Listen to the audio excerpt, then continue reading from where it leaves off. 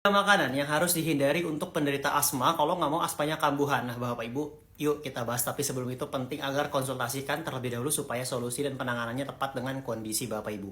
Kalau mau konsultasi sama saya bisa pencet tombol plus yang ada di sini supaya komunikasi kita tidak dibatasi dan saya bisa membalas pesan dari Bapak Ibu. Komen juga mau konsultasi dan jangan lupa di-share, semoga jadi amal jariah.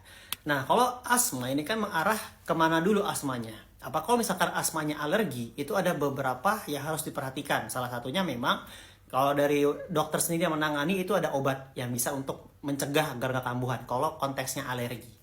Nah, ada beberapa makanan yang harus dihindari supaya nggak kambuhan. Yang pertama itu adalah makanan yang pedas. Ya, Bapak Ibu kalau misalkan hobi pedas-pedasan, terus juga ada asma, itu perlu berhati-hati. Ya, karena itu bisa memicu Bapak Ibu. Terus selain makanan pedas adalah yang kedua, makanan kecut atau asam. Nah, ada beberapa yang memang yang saya dampingi, Pak, kenapa ya saya konsumsi cuka itu kok bisa langsung kumat asma saya? Itu tadi saya katakan kecut harus dihindari.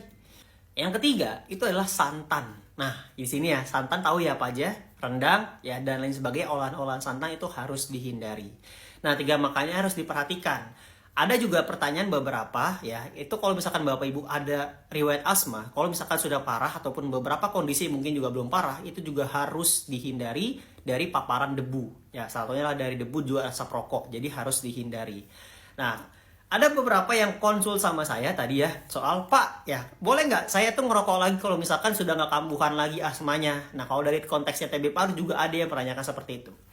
Jawabannya adalah kalau misalkan saya nggak mau kambuhan lagi, hindari rokok. Nah, cara yang paling ampuh supaya mencegah agar rokok ini nggak kumat lagi, nggak ada sensasi ingin merokok lagi adalah detoks paru-paru. Itu yang harus dilakukan. Kenapa harus detoks paru-paru? Karena ya nikotin atau tar ataupun zat-zat yang ada di rokok itulah yang masih mengendap di paru-paru. Nah, karena paru-paru itu nggak punya filter, sama nggak kayak pankreas. Pankreas punya filter, bisa menghasilkan hormon insulin untuk menekan gula darah yang tinggi supaya turun. Nah, paru-paru itu nggak punya. Makanya adalah diperhatikan pola makannya dan cukupi kebutuhan nutrisi.